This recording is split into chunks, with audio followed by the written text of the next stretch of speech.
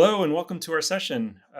We are going to talk about IDE support for Java developers with Bazel. And I'm Peter, and Gunnar's with me as well. First, about me, I work for Salesforce on a microservices infrastructure team. And so we provide runtime libraries and other tools for microservices developers inside of Salesforce. And one of the things we provide is a monorepo. So it's a large shared source code repository in which we have many of those microservices. And that monorepo is built with Bazel. And the main language that is used in that monorepo is Java. And Gunnar? Hi, my name is Gunnar. I joined Salesforce in 2016, and I'm working on a monolith, not on microservices. And I'm responsible for the build and development experience of that monolith. And we are still in the process of migrating from Maven to Bazel. And this is where we actually need support in the IDEs as well. And approximately 80% of our monolith code is based on Java. Great, thanks, Gunnar. And first, I just wanted to show a high-level overview of how these projects relate to each other. So we work on Bazel Eclipse on my team, and Gunnar works on a language server that is used for VS Code integration on his team. And most of the code that we work on is actually shared. So probably 85 to 90% of our code is shared across the two projects in a centralized library that we call the Bazel Java SDK. And the SDK is a Java library that models the Bazel build and makes it easy to invoke Bazel commands, for example. And so by centralizing it in that SDK, we actually share almost all of the code across these projects and other projects too. So we have a Slack integration with Bazel internally. And so that also uses the SDK. So it's a really powerful centralized library for working with Bazel. And so I'm going to talk about Bazel Eclipse first, and then Gunnar will come in later and talk about the language server and VS Code.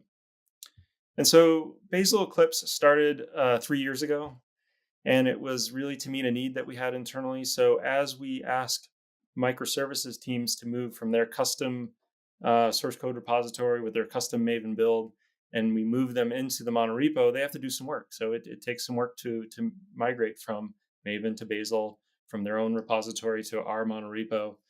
And so we have migration tools to help them do that, but there is work involved. And so we were seeing friction for these developers, for these teams to move in.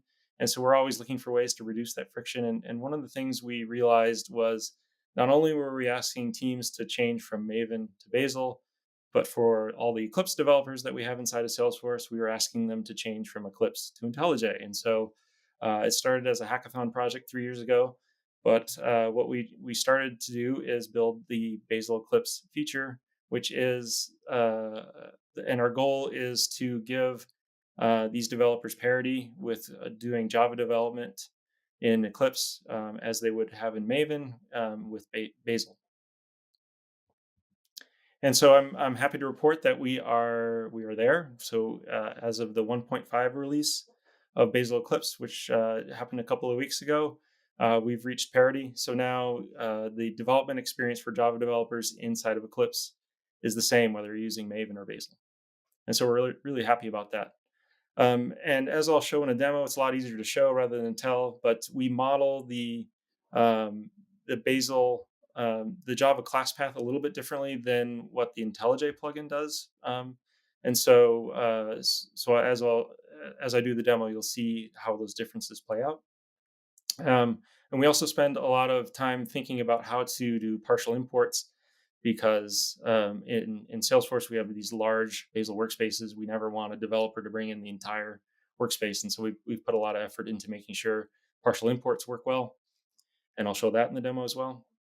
We're also happy to say that we support Windows. And so it's a first-class citizen with our support along with Mac and Linux. And so at this point, we have, as I said, parity with Maven. And what we're working on next is just performance improvements for very large workspaces. We're also going to add some features for making build file editing a little bit better. But then the last major feature that we're really excited about is what we call auto dependency management. And so we have most of this already in place, but we just need to put it all together. But this will allow us, so when a developer adds a new import statement to a Java file, we're going to go behind the scenes and update the build file to add any new dependencies that they need when that happens. So that's hopefully soon to come. And with that, I'm not going to talk more about the Bazel Eclipse. I'm just going to show you. So I've got a couple of demos lined up. And here we go. All right, here we are over in Eclipse. And to save time, I've already installed Bazel Eclipse feature in this version of Eclipse. And I've also imported a Bazel workspace. But real quick, if you need to install or you want to install Bazel Eclipse inside of your Eclipse, there's two ways to do it. We support, and most people have been installing it off of our update site. So that's in our documentation. There's a URL that you would plug into this path and install Bazel Eclipse that way. But more recently, we've started to support the Eclipse Marketplace. And so if you go into the Marketplace and search for Bazel Eclipse, we're the only ones in there. So you'll find us, and this would be an install button if this wasn't already installed. And so I think, this is probably now the more easier way to go. So I'd recommend this approach. And so once you have Bazel Eclipse installed, then you import a Bazel workspace, and I'll show you the import process in a little bit, but this one's already imported. You'll see how we integrate Bazel with Eclipse. And the main idea is every Bazel package that you import, and once again, we only support Java rules, and so we filter out anything that doesn't have a Java rule in it. But in this case, in this workspace, we have 4 Bazel packages that have Java rules in them. And so we imported all 4 of those into the workspace here, and they became 4 different Eclipse projects. So these are the Eclipse projects. And, I'm not going to go into a lot of details. We integrate, we find the source folders, we find the test folders, etc. And everything kind of works as you would expect. You have a compiler, that'll show up in the problems view down here. And we'll do,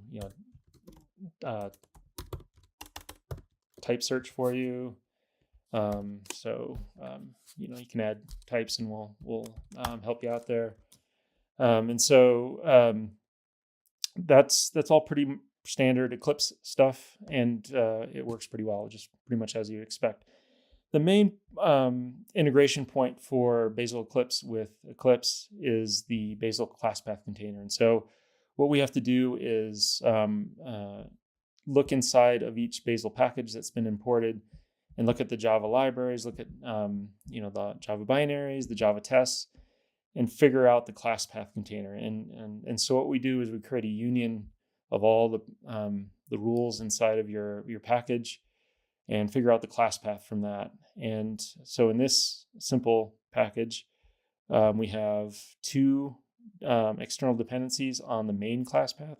So that white jar icon means it's on the main class path. And then there's 3 jars that are on the test class path. And so Bazel Eclipse does a lot of work behind the scenes with Bazel query and with aspects to figure out the unified class path for that package. And so once we do that, we're able to support IDE development pretty easily. And so the only other thing I wanted to show with this workspace is we also create a global class path with all the jars in the entire workspace. And the reason we do that is when you import maybe only 10 packages of your workspace, and you maybe have 500 packages, not all the jars that you have available in your Bazel workspace may be a part of an existing class path. And so what we do here is we just create a huge gigantic list of all the jars being used inside of your workspace, so that you can do type searches for that. And so with that, I'm going to switch over to another workspace, Bazel workspace, and I'm also going to show import as a part of that. So the way we integrate is with this import wizard. And we're going to go look at another Bazel workspace from our demo set, and it is different Guava versions. And like I was saying before, you can selectively import just a subset of your Bazel packages. In this case, I'm just going to select everything, but that's a way to minimize how much a developer is looking at. They can just import the packages that they want to work on. And so in this workspace, there's the demo is we have 2 versions of Guava in this workspace. And so this package old Guava is using 18 and modern Guava is using 23. And I just wanted to show you how the class path feature works inside of Bazel Eclipse. So we have in modern Guava.java, we have the use of this class here, which only appears in Guava 23. It's not in 18. So then if I go down to old Guava here, and we try and use that class, it's going to complain because it's not in Guava 18. And so that's just showing you how in Bazel Eclipse, the class path is scoped to the package. And so that can give you some ability to be a little more selective about how you see your class path in each package.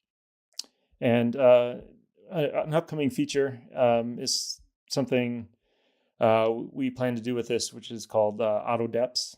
So the company Wix demonstrated this in IntelliJ a few years ago, and we're pretty close to having this ability in Bazel Eclipse, which is to then give you an automated way of adding that dependency that you're missing to your class path in your build file. But we don't have that quite yet. All right, so that was Bazel Eclipse. I hope you liked the demos. Now we're going to send it over to Gunnar, who's going to talk about the language server.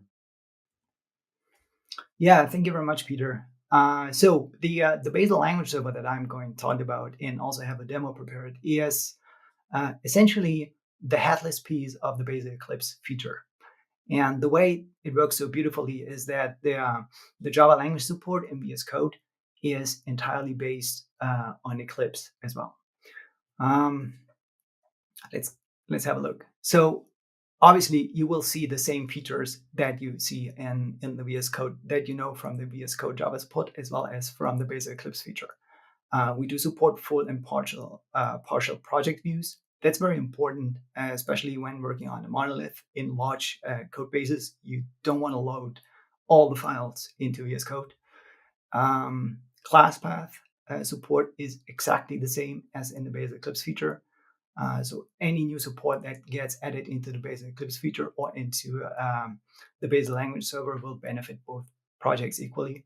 We do support running the debug of Java applications in VS Code and also running and debugging unit tests with the test support that exists in VS Code.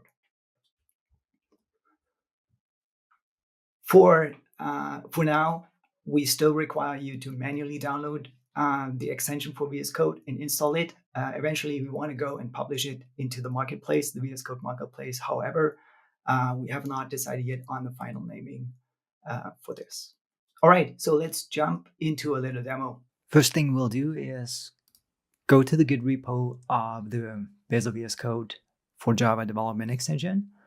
And there you'll have the link to the releases page. And on the releases page, there will always be the latest release published by our GitHub build action, where you can download the VS Code extension file.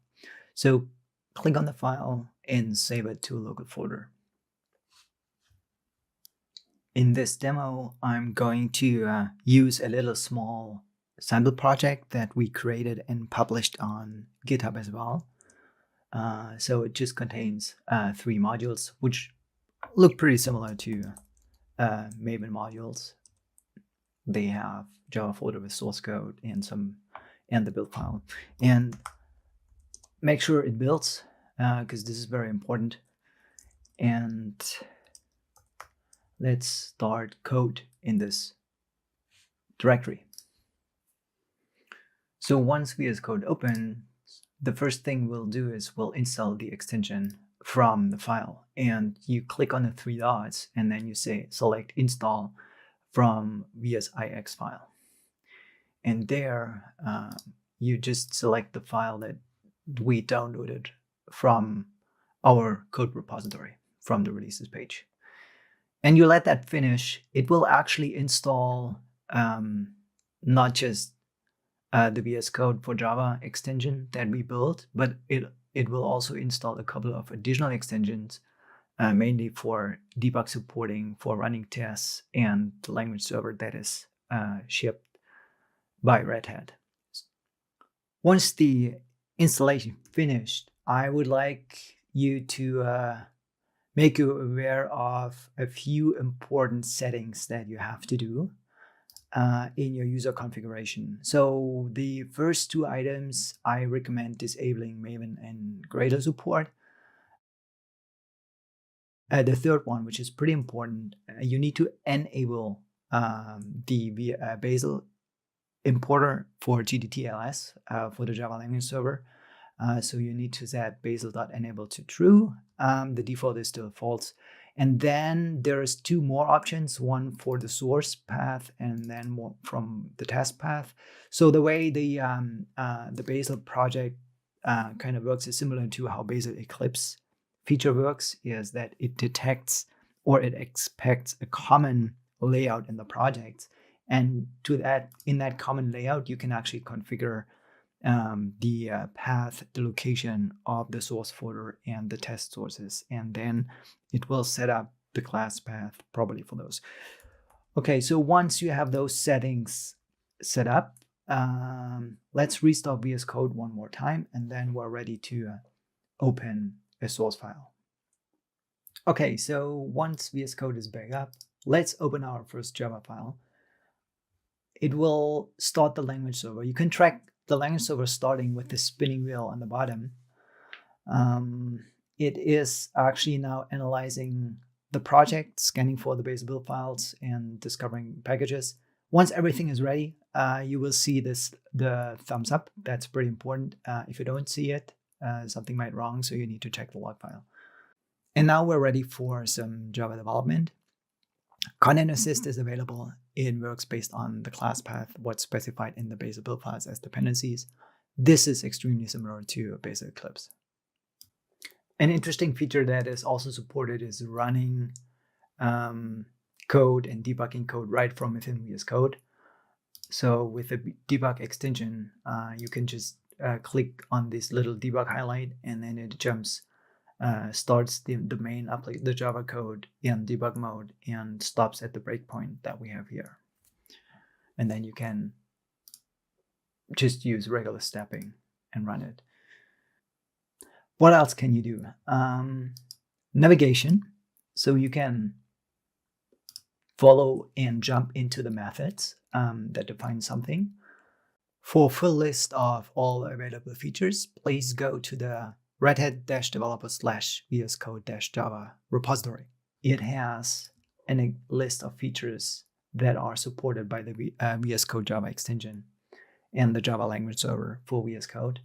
And the Bazel extension that we've built is literally just an extension or a plugin into that Red Hat language server for VS Code. Okay, that was it for the demo. Yeah, so the other thing that we're looking at in the future for the Bazel language server is we want your feedback. If this is useful, if there's interest in the community in this effort, if there's someone interested in moving this forward with us, then we're totally open to collaborating on this. Specifically, there's things like Windows support that we're totally not testing the language server with. Also, if you have more complicated Java-based projects, we want to hear from you, and also possibly see your contributions, how the class path is working out for you, or if you're experiencing lack of support for specific situations. All right, and that's it. Thanks very much for joining our session. I'm looking forward to your questions and contributions. Thank you, everyone.